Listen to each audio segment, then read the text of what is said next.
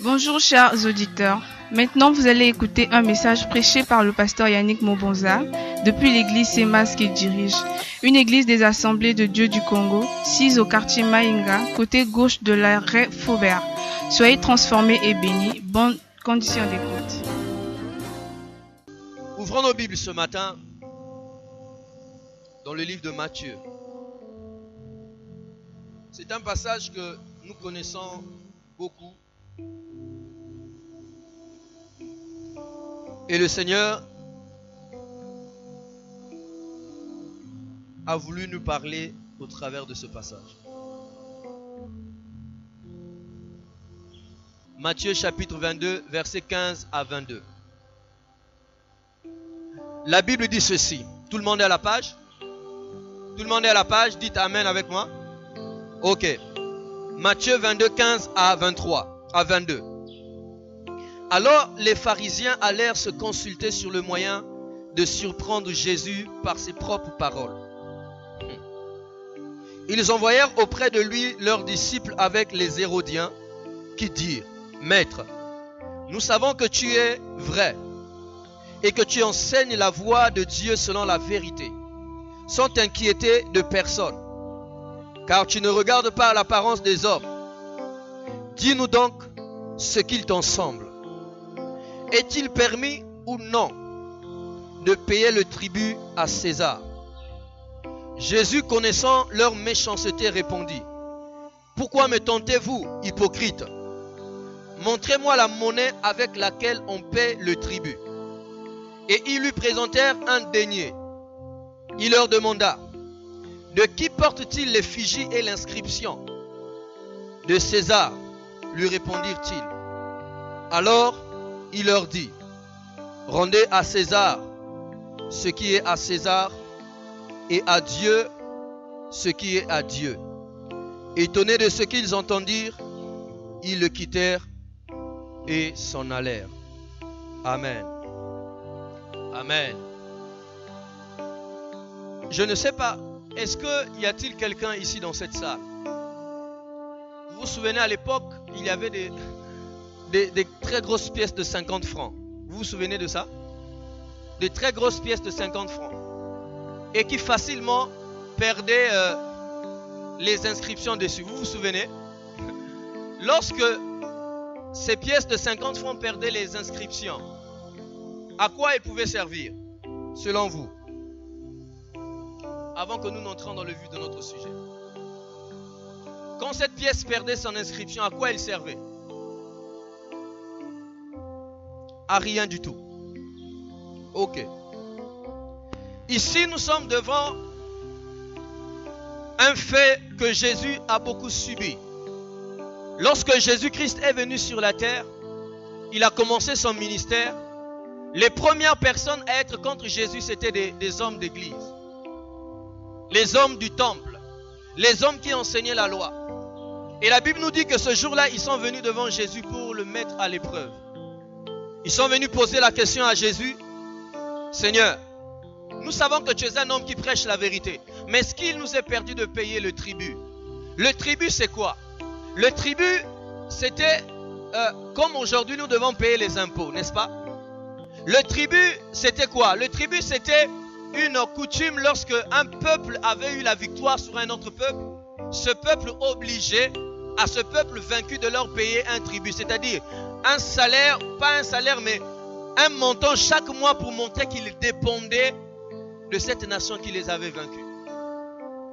Et quand Rome a vaincu Israël, les a mis sous leur règne, ils avaient exigé à tout le peuple de payer à César un tribut. Alors là, Jésus leur dit: Écoutez, est-ce que vous avez une pièce d'argent que l'on paye le tribut? Ils ont dit oui. Ils ont emmené une pièce. Quelqu'un a une pièce de 100 francs là? Je dois en avoir. J'ai une pièce de 50 francs. Dans fait, sur cette pièce, il y a des inscriptions. Mais notre pièce d'argent ne peut pas mieux signifier ce que Jésus veut dire. J'ai pu avoir un billet de $1. Regardez ce billet de $1. Vous voyez là, il y a le visage de quelqu'un, n'est-ce pas? $1, n'est-ce pas? Vous savez c'est qui ça? Quelqu'un sait qui est sur ce billet? Hein? Amen. Vous avez entendu là-bas? Tu peux dire fort? Et qui il était au Washington? Il fut un président américain, le premier président américain. Ok? Ce billet de $1 est comme l'inscription qui était sur la pièce de César. Sur les pièces de César, il y avait marqué son propre visage pour montrer que c'était lui, le roi. Alors Jésus prend le tribut. Il dit, de qui est l'effigie sur la pièce? On lui dit l'effigie est de César, c'est-à-dire il y a le visage de César sur la pièce. Alors il leur dit, rendez à César ce qui est à César et à Dieu ce qui est à Dieu. Amen. Et ce matin, c'est de ça que je veux vous parler ce matin. Le thème de mon message, c'est celui-là. Rendez à César ce qui est à César et à Dieu ce qui est à Dieu. Alléluia. Entrons dans le vif de notre sujet. Bien-aimés, l'effigie qu'on a montrée à Jésus, pour montrer que cette effigie venait de César et qu'elle devait repartir à César, cette pièce devait porter l'effigie de César. Mais comme je vous l'ai dit, il peut arriver que nos pièces perdent l'effigie. C'est-à-dire perdent l'inscription. Et quand une pièce perd son inscription, elle n'a plus sa valeur. Elle est comme une pièce qui ne vient pas de César. Jésus-Christ alors pour leur dire, si cette pièce porte l'effigie de César, donc elle doit repartir dans la caisse de César. Donc moi qui suis homme aussi, je dois donc ramener la pièce dans la caisse de César. Mais il ne finit pas, il dit maintenant, rendez à Dieu ce qui est à Dieu. La question que nous devons nous poser ce matin, c'est qu'est-ce que nous devons rendre à Dieu? Nous savons que ce que nous devons rendre à César, ce sont les pièces qui appartiennent à César. Mais qu'est-ce que nous devons rendre à Dieu? Pour connaître ce que nous devons rendre à Dieu, il faut savoir qu'est-ce qui porte l'effigie de Dieu. Alléluia. Alléluia. Alors, qu'est-ce qui porte l'effigie de Dieu?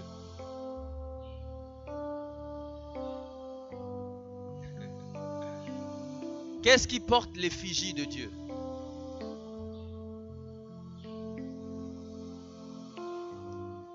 Qu'est-ce qui porte l'effigie de Dieu? Qu'est-ce qui porte l'inscription de Dieu? Ouvrez vos Bibles avec moi. Dans le livre de Genèse. Genèse chapitre 1, verset 27. La Bible dit ceci. Dieu créa l'homme à son image et à sa ressemblance. Alléluia. Dieu créa l'homme à son image. Il le créa à l'image de Dieu. Il créa l'homme et la femme. Si les pièces qui viennent de César doivent être rendues à César parce que cette pièce porte l'inscription de César, quand Jésus dit rendez à Dieu ce qui est à Dieu, alors qu'est-ce que nous devons rendre à Dieu? C'est nous. Alléluia. C'est nous que nous devons rendre à Dieu. Mais pourtant, je vous l'ai dit, si ce billet ne portait pas cette image, ce billet ne servirait à rien. Lorsque vous allez dans le chapitre 3 de Genèse, la Bible nous dit que nous avons perdu l'effigie de Dieu. Alléluia. Dans le chapitre 3, la Bible dit que nous avons perdu l'effigie de Dieu. Nous sommes devenus comme cette pièce de 50 francs qui n'a pas d'effigie. Et Dieu, Jésus, lorsqu'il dit rendez à Dieu ce qui est à Dieu. Il ne veut pas nous dire que nous puissions rendre à Dieu une pièce ou un billet sans son inscription. Non, il veut nous dire, retrouvons l'effigie de Dieu que nous avons perdue. Lorsque l'homme a péché, lorsque l'homme s'est égaré, à cause de nos péchés, à cause de la qualité mauvaise de notre vie, nous avons perdu l'image et la ressemblance de Dieu. Et nous ne servons plus à rien. C'est pour ça que Jésus dit, vous qui venez me piéger, vous qui venez me mettre à l'épreuve, moi je vais rendre à César ce qui est à César, mais vous, est-ce que vous pouvez rendre à Dieu ce qui est à Dieu? Alléluia. Bien-aimés, nous devons le savoir ce matin. La valeur d'une pièce dépend de son effigie. La valeur d'un billet dépend de son effigie. Lorsqu'un homme perd l'image de Dieu à cause de sa vie de péché, il perd ou elle perd toute sa valeur. Tu n'as aucune valeur devant Dieu. Tu n'as aucune valeur même devant les hommes, même quoi que les hommes t'acclament. Mais pour Dieu, tu n'as aucune valeur lorsque tu as perdu son image et sa ressemblance. Alléluia. Et tu ne peux pas repartir dans le trésor de Dieu. Voilà pourquoi Dieu qui veut que nous puissions retrouver cette image, qu'est-ce qu'il a fait? Il a envoyé son Fils, Jésus-Christ, afin que celui qui croit en Jésus-Christ, qu'il devienne enfant de Dieu. À l'instant tu deviens enfant de Dieu, tu retrouves l'Esprit de Dieu, l'image de Dieu, tu retrouves cette effigie. Je voudrais poser la question à quelqu'un ce matin. Est-ce que tu as encore l'effigie de Dieu? Ou est-ce que tu as perdu cette effigie? Dieu vient te dire ce matin, rends-lui ce qui lui appartient. Même quand tu te dis que tu t'en fous de Dieu, même quand l'homme dit il ne veut rien savoir de Dieu, même lorsque l'homme dit il n'a pas besoin de Dieu, un jour tu te retrouveras devant Dieu, Dieu te dira, je veux retrouver ce qui est à moi. Et si tu ne l'as pas fait, si tu ne l'as pas redonné à ta vie, l'inscription de Dieu, c'est l'enfer. Alors, avant qu'il ne soit trop tard, le Seigneur t'appelle à revenir à lui, à ne plus être cette pièce qui n'a pas d'effigie. Vous savez, pour les hommes, un jour mon père est allé prendre sa pension, et dans cette pension, il y avait beaucoup de billets gaspillés. C'est comme si c'était des billets qu'on avait pris chez des femmes qui vendent au marché. Vous savez, ces femmes prennent les billets, elles touchent le poisson et ces billets se gaspillent. Alors on a commencé à trier chacun de ces billets. On s'est retrouvé même avec plus de 300 000 francs seulement des billets qui étaient vraiment foutus. Donc il fallait qu'on emmène ces billets à la banque centrale. Vous savez ce qu'ils font à la banque centrale? Quand vous emmenez un faux billet, et pas un faux billet, un billet détruit, ils prennent juste le numéro. Quand ils prennent le numéro, ils détruisent le billet, ils refont un autre billet avec le même numéro. Voilà pourquoi pour attraper les faussaires, ceux qui font les faux billets, ils reprennent les mêmes numéros qui sont déjà dans les billets. Alléluia. Mais avec Dieu, ça ne se passe pas comme ça. Lorsque Dieu veut vous remettre votre effigie, il ne prend pas un billet délabré et il déchire pour en faire un autre billet avec le même numéro. Non. Lorsque Dieu prend le mauvais billet, il regarde le mauvais billet, mais par sa puissance, il garde le même numéro, le même billet et il le rend nouveau, afin que ce billet devienne encore utile. Alléluia. Alors, peu importe ce que tu es, peu importe l'état où ta vie est devenue, les gens disent que tu es devenu mauvais. Tu commences à sentir mauvais à cause de ton caractère. Dieu est capable de te prendre et de faire de toi un nouveau billet avec l'effigie de Dieu. Mais tout ce qu'il te demande, c'est de croire et de revenir. Revenir à lui. Parce que lorsque quelqu'un n'a plus d'effigie de Dieu, ce qui t'empêche de retrouver cette inscription, c'est de croire que tu as encore l'inscription de Dieu. Mais quand tu reconnais, tu dis, Seigneur, non, j'ai perdu ton image, j'ai perdu ta ressemblance, je veux revenir à toi. Là, Dieu te prend, il fait de toi une nouvelle créature. Écoutez-moi, bien-aimé, ce n'est pas le fait que nous venons à l'église que cela signifie exactement que nous avons l'image de Dieu. Ce n'est pas le fait que nous donnons la dîme. Ce n'est pas le fait que nous donnons nos offrandes. Non. Mais on reconnaît quelqu'un qui est encore l'image de Dieu par sa vie, par son caractère, par sa qualité de vie. Celui qui a encore l'image de Dieu vit comme Dieu. Il ressemble à Dieu. Sa vie est comme la vie de Dieu. Quand on le regarde, on dit non, celui-là, il est différent de tous les autres. Tout le monde, lorsqu'ils ont un problème, ils courent chez les féticheurs. Mais lui, lorsqu'il a un problème, il regarde à Dieu. Tout le monde, pour eux, c'est normal avoir copain, copine. Mais lui, il dit non, moi, je dois me conserver pur. Là, vous savez qu'il a l'image de Dieu. Pose la question à ton frère. Quelle est la dernière fois que tu as senti ton cœur battre parce que tu as fait un petit péché? Un petit. Quelle est la dernière fois? Cela montre si tu as perdu l'effigie de Dieu ou si tu l'as toujours. Alléluia. Bien-aimé, ce matin, je suis venu dire à quelqu'un, c'est encore possible de retrouver cette image du Seigneur. Parce que le Dieu, où Jésus-Christ dit, rends à Dieu ce qui est à Dieu. Ton corps ne t'appartient pas. Ta vie ne t'appartient pas. Tout ce que tu as ne t'appartient pas. Tout ce que j'ai ne m'appartient pas. Cela appartient à Dieu, le Dieu qui t'a créé. Si tu ne le sais pas, tu n'appartiens même pas à ton père et à ta mère. Alléluia. Dieu a dit à Jérémie, avant même que tu sois conçu dans le ventre de celle que tu appelles ta mère, je t'avais établi, je t'avais consacré prophète, parce que tu m'appartiens. Chaque fois que nous nous livrons au péché, chaque fois que nous nous livrons au mal, nous prenons ce qui appartient à Dieu, nous allons le vautrer dans le péché. Nous prenons ce qui appartient à Dieu, nous allons le livrer dans la saleté. Lisez avec moi vos Bibles. 1 Corinthiens 6.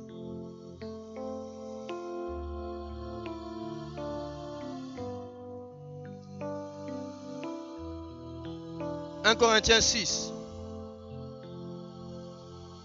verset 19 à 20. 1 Corinthiens 6, verset 19 à 20. La Bible dit ceci. Ne savez-vous pas que votre corps est le temple du Saint-Esprit qui est en vous, que vous avez reçu de Dieu, et que vous ne vous appartenez point à vous-même, car vous avez été rachetés à un grand prix. Glorifiez donc Dieu dans votre corps et Dieu est dans votre esprit qui appartiennent à Dieu. Le fait même que tu ne comprennes pas que ton corps appartient à Dieu, ça montre que tu as perdu l'effigie. Mais je l'ai dit tout à l'heure. Si vous voulez retrouver l'effigie de Dieu, la solution, c'est que vous rencontrez Jésus. Je ne dis pas d'entendre parler de Jésus, mais que vous rencontrez véritablement Jésus. Et vous savez, lorsque quelqu'un rencontre Jésus-Christ, vous le sentez. Vous n'avez pas besoin qu'on vous le dise. Quand quelqu'un a rencontré Jésus, vous le savez. Le jour que Marie de Magdala est venue tomber devant les pieds de Jésus, un pharisien a dit, si Jésus était prophète, il allait savoir que cette femme est une prostituée. Mais Marie de Magdala transformait ce jour-là. Plus tard, la même Marie de Magdala, suivant Jésus, les gens ne l'appelaient plus prostituée. Pourquoi? Parce qu'elle avait changé. Son caractère avait changé. Même ses vêtements avaient changé. Parce qu'au travers de tes vêtements, on peut reconnaître si tu es prostituée, si tu es chef d'entreprise, si tu es pasteur. Quand je suis allé faire mon passeport, tellement que j'aime l'école Mao, la première fois que je suis allé, je suis rentré, je suis sorti. La deuxième fois, quand je rentre, un monsieur me pose la question. Mon frère, tu es prêtre? J'ai dit non, je suis pasteur. Ah oui, je le vois par ton habillement. Ton habillement peut montrer si tu as changé ou pas. Alors, les histoires de dire non, Dieu voit le cœur, il ne voit pas l'extérieur. Mon frère, quand tu as été changé, et l'intérieur et l'extérieur changent. Alléluia. Alors, à mes chères sœurs, revoyez votre manière de vous habiller. Parce que par là, on peut savoir si vous êtes chrétien ou pas. Parce qu'on est trop choqué de voir aujourd'hui comment des gens, quand tu le vois dans la rue, tu lui donnerais le nom de prostituée, mais quand tu causes avec la personne, elle te sort des paroles bibliques. Il y a un problème. Il y a un problème. Quand quelqu'un a rencontré Jésus, quelque chose change dans son cœur. Il n'a pas besoin de faire des efforts. Ça devient sa vie. La sainteté devient sa vie. Et on sait qu'il y a un Dieu qui habite au-dedans de lui. Même ta manière de parler change. Toi qui tout le temps aimais des grossièretés, mais quand Jésus rentre dans ton cœur, il te donne une bouche qui parle que des paroles de grâce et de bénédiction. Alors, est-ce que tu as encore l'effigie de Dieu ou tu l'as perdu? Je l'ai dit tout à l'heure. Deuxièmement, tu peux avoir l'effigie de Dieu. Quand tu manques l'effigie de Dieu, tu as perdu toute ta valeur. Toute ta valeur. Une personne qui n'a pas Jésus-Christ dans sa vie, qui n'a pas Dieu pour père, peu importe ce que tu peux être dans la société, peu importe le niveau qu'on peut te donner, peu importe le nom qu'on peut te donner, devant Dieu, tu ne sers à rien, tu ne vaux rien, tu es inutile, tu es une poubelle. Est-ce que quelqu'un m'entend? Voilà pourquoi la Bible considère le péché comme la saleté, comme de la poubelle. Parce que tous ceux qui n'ont pas Christ, qui n'ont pas Dieu dedans d'eux, qui marchent comme ils veulent, ils sont comme une poubelle devant Dieu. Alors, la valeur d'une personne est déterminée par la présence de Jésus-Christ dans sa vie, par la qualité de vie qu'il mène avec Jésus-Christ. C'est là qu'on reconnaît si tu es quelqu'un de grand ou tu n'es rien devant Dieu. Alléluia. Un jour, quelqu'un m'a appelé, mon épouse et moi. C'était en pleine nuit. Nous étions en train de dormir. Il faisait peut-être 2 heures du matin. Et il appelle, la personne avait un problème. C'était une personne qui habitait juste à côté de nous. Quand la personne appelle, on arrive à la maison. Il y avait un problème, une sorte de présence démoniaque dans la maison. La personne était en train de se débattre, de fuir partout dans la maison, de rentrer dans les chambres, rien ne se faisait. Elle sentait, elle voyait toujours des gens. Vous savez, pourtant, cette personne avait une plus belle maison que la mienne. Elle a plus d'argent que moi ou que ma femme. Elle avait des belles choses dans la maison plus que la nôtre. Mais Dieu a dit dans sa parole, je fais la différence entre ceux qui me servent et ceux qui ne me servent pas. Vous savez quoi? Dès qu'on a mis le pied dans cette maison, on n'a même pas commencé à prier que les choses ont changé. Les esprits avaient disparu, le calme était rentré. Tous les enfants qui étaient tourmentés, les enfants qui se mettaient à tomber n'importe comment, parce que la présence des démons était là, ils se sont calmés. Là, ce jour-là, il a compris que lorsqu'on n'a pas Jésus-Christ dans sa vie, peu importe le niveau que vous avez dans la société, vous êtes rien. Parce que le diable peut vous malmener comme il veut. Alléluia. La valeur de la vie de quelqu'un est déterminée par la présence de l'image de Dieu dans sa vie. L'image de Dieu. Est-ce que tu as encore l'effigie ou l'image de Dieu en toi? Bill Gates peut être l'homme le plus riche sur la terre. Mais pourtant, lorsqu'il s'agit d'être placé devant Dieu, je suis désolé, je ne suis pas peut-être l'homme le plus riche sur la terre, mais je suis mieux placé devant Dieu que lui. Alléluia. Tu es mieux placé devant Dieu que lui parce que tu as Jésus-Christ dans ta vie. Tu as l'image de Dieu, l'effigie de Dieu. Tu peux être versé dans le trésor de Dieu.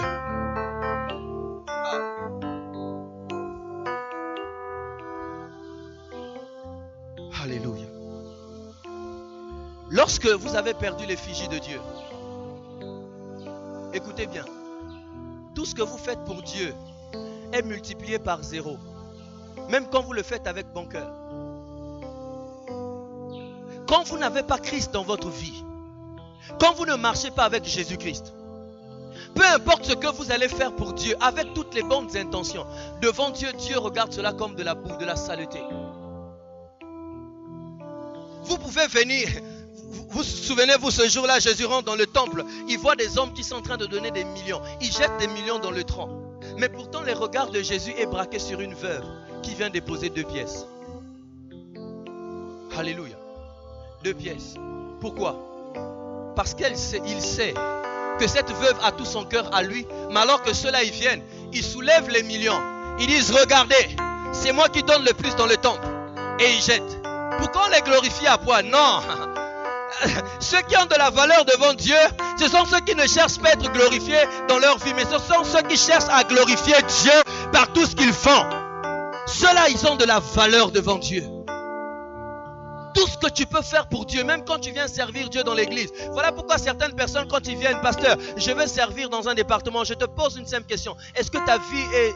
juste avec Dieu. Tu marches avec le Seigneur. Dès qu'il me dit non, je te dis, mon frère, ma soeur, c'est mieux que tu t'asseyes.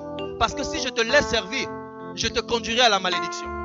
Parce que quand tu sers Dieu en vivant dans le péché, tu sers Dieu, tu as ton petit copain, tu sers Dieu, tu vas en boîte de nuit, Dieu te frappera. Tout ce que tu fais pour Dieu, sans Dieu, est multiplié par 0.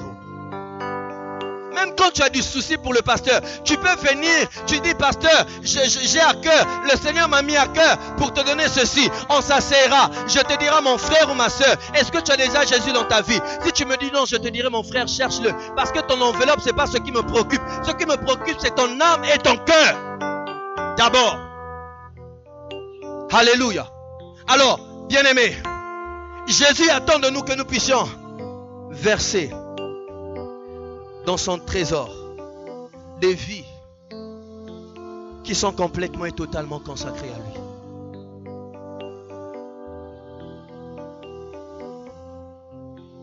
Mais la question qu'on doit se poser ce matin, c'est comment l'homme doit se rendre à Dieu.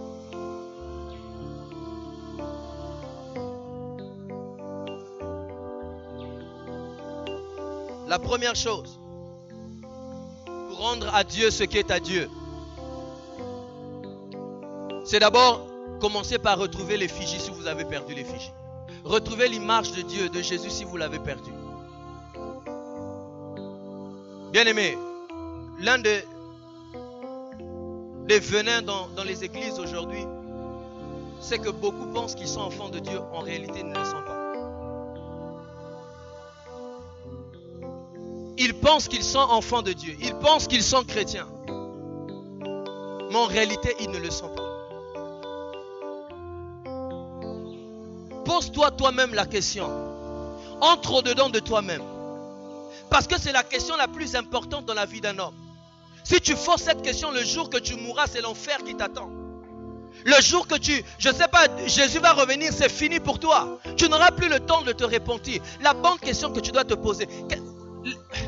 Les gens pensent que le fait qu'ils sont religieux, cela veut dire qu'ils sont chrétiens. Il y a une grande différence entre le fait d'être religieux et d'être chrétien. Les religieux, ce sont ceux qui croient que Dieu existe. Ce n'est pas parce que tu crois que Dieu existe que tu vas au ciel, non. Tout le monde croit que Dieu existe. Le païen qui rentre dans la boîte de nuit croit que Dieu existe. Écoutez, je vais vous donner un exemple qui m'a choqué un jour. J'avais un ami dans le quartier à l'époque. Je vivais encore chez ma mère. Et cet ami se faisait baptiser avec sa petite copine. Le jour qu'ils se sont fait baptiser, le lendemain, il vient me rendre témoignage. Permettez-moi de vous donner ces témoignages. Il vient me dire, Yannick, tu sais, cette nuit, c'était chaud. Qu'est-ce qui était chaud? Non, j'ai passé toute la nuit avec ma copine pour célébrer notre baptême. Pour célébrer notre baptême. Donc, ils célèbrent le baptême dans le péché. Mais pourtant, quand tu leur poses la question, est-ce que tu crois que tu es chrétien? Ils te disent, oui, j'ai été baptisé hier, je suis devenu chrétien. Le baptême ne sauve pas mon cher. Le baptême ne sauve pas ma chair. Ce qui sauve, c'est Jésus qui rentre dans ton cœur, il te change complètement. Est-ce que les gens peuvent dire aujourd'hui qu'il y a une différence entre ce que tu étais avant et ce que tu es aujourd'hui? S'il n'y a pas de différence, tu as encore besoin de Jésus. Il faut qu'il y ait une différence entre ce que tu étais avant. Ce n'est pas des paroles du genre, tu sais, moi je fumais 4 cigarettes, aujourd'hui j'en fume une seule. Non. Celui qui est converti, transformé, il en fumait 4, il est 4 aussi, il n'en fume plus. Parce que Jésus a touché son cœur, a saisi son cœur. Alors, ce matin, avant de sortir de ce lieu, tu dois te poser la question, est-ce que tu as réellement Jésus-Christ dans ta vie? Est-ce que tu as vraiment l'effigie de Dieu? Si tu ne l'as pas, tu dois le retrouver. Parce que Jean 3,16, vous le savez, la Bible dit que Dieu a tellement aimé le monde. Il a aimé, afin que quiconque... J'ai aimé ce qu'un frère a dit. Il a dit, notre Dieu est le Dieu de quiconque. Il ne regarde pas qui tu as fait. Même si tu es le plus grand dictateur du monde, même si vous dites que Mobutu ne rentrera pas au ciel, je veux vous annoncer, si à la dernière minute il a donné sa vie à Jésus, vous le verrez au ciel. Parce qu'il est le Dieu de quiconque croit. Si toi qui te dis chrétien, tu ne crois pas, mais le meurtrier, quand il dit Seigneur, je crois parce que je suis perdu, lui il rentrera au ciel, toi tu resteras en enfer. Alors pose-toi la question. Est-ce que j'ai Jésus? Si tu ne l'as pas, viens te jeter dans ses bras. Il est mort à la croix pour mes péchés, pour tes péchés. Il est prêt à te recevoir et à faire de toi une nouvelle créature, si tu crois en lui. Mais deuxièmement, comment rendre à Dieu ce qui est à Dieu? En le glorifiant tout en gardant l'image de Dieu. Il ne suffit pas seulement d'avoir reçu Jésus un jour, mais il faut garder cette image jour après jour. Lisez avec moi Romains 12. Romains 12, verset 1. 1 à 2. Romains 12, 1 à 2, la Bible dit ceci. Je vous exhorte donc, frères, par les compassions de Dieu, à offrir vos corps comme un sacrifice vivant, saint, agréable à Dieu, ce qui sera de votre part un culte raisonnable. Ne vous conformez pas au siècle présent, mais soyez transformés par le renouvellement de l'intelligence, afin que vous discerniez quelle est la volonté de Dieu, ce qui est bon, agréable et parfait. Nous lisons encore Matthieu 5, verset 16. Matthieu 5, verset 16. La Bible dit ceci, que votre lumière luise ainsi devant les hommes, afin qu'ils voient vos bonnes œuvres et qu'ils glorifient votre Père qui est dans les cieux. Alléluia. Vous rendez à Dieu ce qui lui appartient lorsque vous consacrez votre corps chaque jour à Dieu. Ce n'est pas une histoire de un pas en avant et puis 1000 pas derrière. Non. C'est une affaire de tous les jours. Celui qui dit que je rends à Dieu ce qui est à Dieu, c'est la personne qui prend son corps, son âme et son esprit chaque jour et le consacre à Dieu. En refusant de se conformer au siècle présent. En refusant de faire comme tout le monde fait.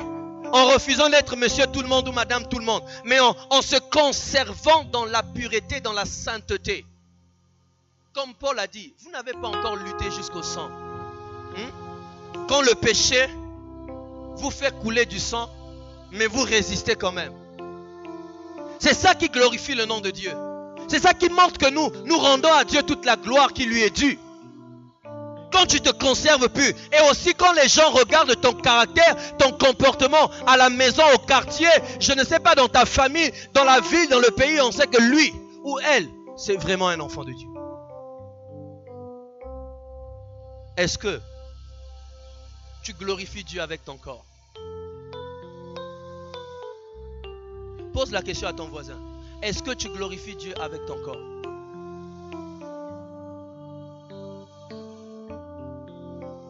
Ou est-ce que ton corps est devenu une marchandise? Quand tu passes à gauche, tel homme pointe du doigt. Cette femme-là, cette fille-là. Quand tu passes à droite, tu as peur de rentrer dans certains quartiers parce que tu sais que là, tu avais laissé une femme et tu avais fui tes responsabilités. Est-ce que ton corps glorifie Dieu ou est-ce que ton corps est devenu un instrument de péché? Non, bien-aimé. Quand nous avons fait alliance avec Dieu, c'est une alliance de tous les jours. C'est comme lorsqu'on porte cette bague. Ce n'est pas pour 1 an, ce n'est pas pour 2 ans. C'est pour toute la vie. Quand tu le portes, tu veux dire à tout le monde, au fait, je ne peux plus aller avec quelqu'un d'autre parce qu'il y a déjà quelqu'un qui m'appartient et j'appartiens à quelqu'un. Alléluia. Et c'est la même chose avec Dieu. Parce que Dieu considère toute forme d'impureté comme de l'adultère. Car Paul a dit, je vous ai marié à Christ. Quand nous livrons au péché notre corps, nous commettons de l'adultère devant Dieu. Amen. Mais, troisièmement, nous rendons à Dieu ce qui est à Dieu en le servant. Non pas seulement en le glorifiant par notre qualité de vie, mais en servant Dieu. La pièce que César avait faite servait pour la richesse de César. Lorsque Dieu a créé chacun de nous, il a mis en nous des choses, des grâces et des faveurs que nous devons mettre au service des autres. Chaque fois que tu viens à l'église, tu t'assois, tu ne sers pas Dieu, tu repars à la maison, Tu viens seulement écouter, recevoir. Dieu te dit, tu ne me rends pas ce que moi j'ai mis en toi. Tu ne me rends pas ce que j'ai mis en toi. Bien-aimé, on peut donner dans la vie toutes les raisons possibles. Toutes ces raisons ne valent pas devant ce que Dieu a fait pour nous. Alors on ne peut pas nous empêcher. Rien ne peut nous empêcher de servir Dieu. Et la maison de Dieu est le lieu où Dieu veut que nous puissions le servir. Il y a des choses en toi que Dieu veut sortir. Cette image que Dieu a mis en toi, ça doit servir à quelque chose. Alors, à quoi tu sers dans l'église? Est-ce que tu sers à quelque chose? Est-ce que tu fais quelque chose dans l'église?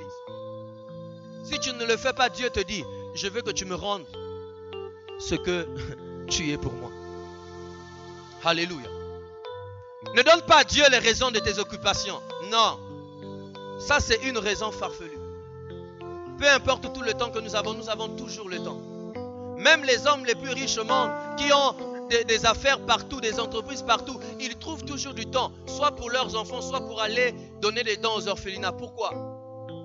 Parce qu'il y a toujours du temps. Le temps, c'est nous qui le gérons. C'est à nous de le planifier. Je dis, à telle heure jusqu'à telle heure, je ne fais rien. Je m'occupe des choses de Dieu. Je m'occupe des affaires de Dieu.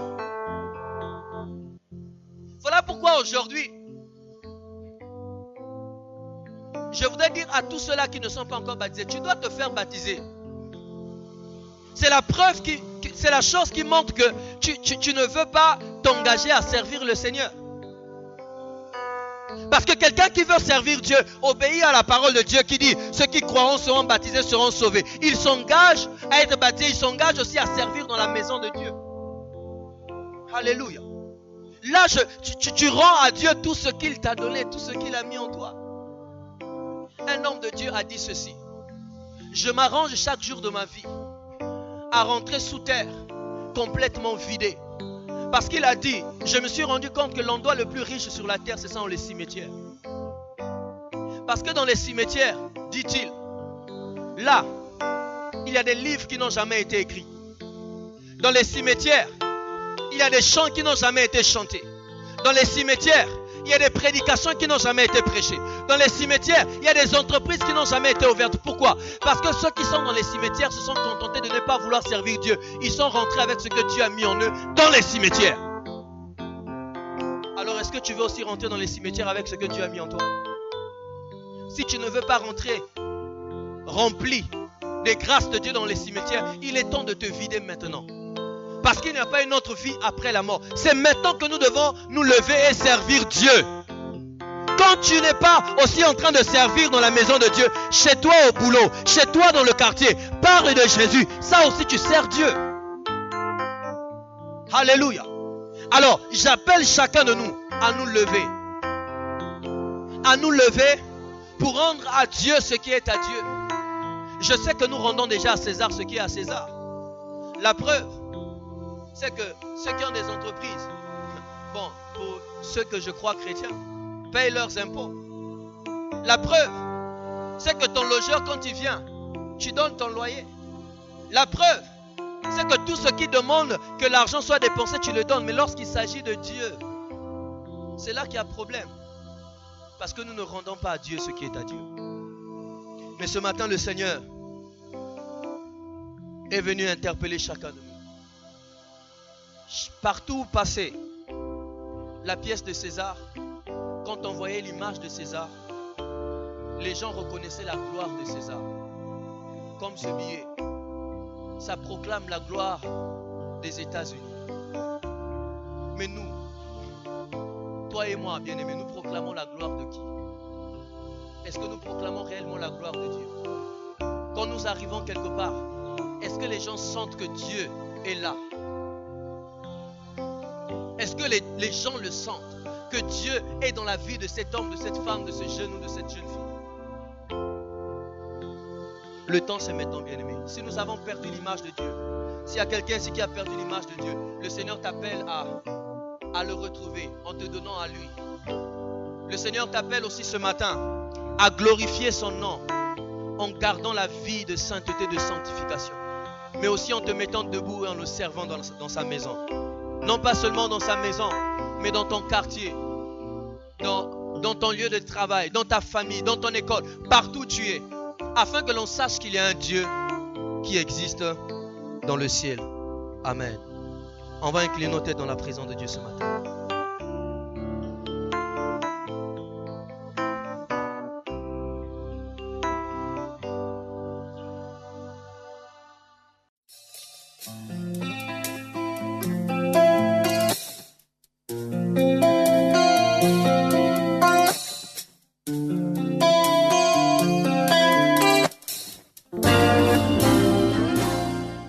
Si ce message vous a touché et si vous avez besoin d'aide, vous pouvez nous joindre au 04 445 64 36. Le centre missionnaire Antioche de Syrie, en sigle CEMAS, se trouve au quartier Maïnga, juste à l'arrêt Faubert.